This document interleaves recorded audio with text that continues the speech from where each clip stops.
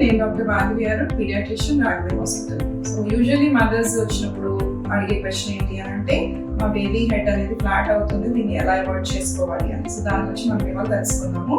First thing వచ్చేసి బేబీకి tummy time ఇవ్వడం, అంటే బేబీని బోర్లా పడుకోబెట్టడం. యూజువల్లీ ఇది 3 months అప్పుడు ప్రిఫర్ చేసుకుంటే బెటర్, ఎందుకంటే బేబీకి ఆల్రెడీ పార్షియల్ గా నెక్ హోల్డింగ్ అనేది వచ్చేస్తుంది కాబట్టి మనం బోర్లా వేసినప్పుడు బేబీ పైకి చూడగలుగుతుంది.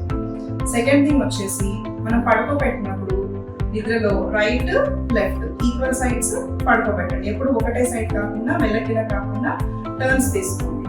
నెక్స్ట్ థింగ్ వచ్చేసి mothers usually one side of the bed పడుకొని ఫీడింగ్ ఇస్తారు నైట్ టైంలో. సో మీరు దాన్ని అవాయిడ్ చేసుకోండి. సో దట్ ఎప్పుడు బేబీ ఒకటే బ్రెస్ట్ కాకుండా 2 sides ఈక్వల్ గా తీసుకునేటట్టు చూసుకుంటే బోత్ సైడ్స్ ప్రెషర్ అనేది హెడ్ మీద ఈక్వల్ గా పడుతుంది. నెక్స్ట్ థింగ్, మనం బేబీని ఆడిపిస్తూ ఉన్నప్పుడు బేబీని పట్టుకున్నప్పుడు కూడా డిఫరెంట్ యాంగిల్స్ లో పట్టుకోవాలి. సో దట్ ఎప్పుడు ప్రెషర్ ఒకటే పార్ట్ ఆఫ్ ద హెడ్ మీద పడకుండా ఉంటుంది, అటు సైడ్ ఫ్లాట్ అవ్వకుండా ఉంటుంది.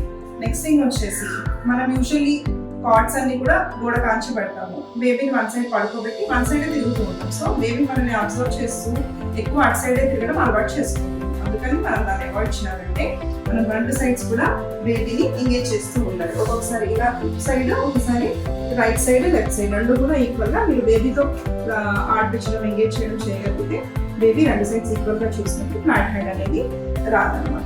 So hope I have cleared the doubts of all the mothers. Thank you.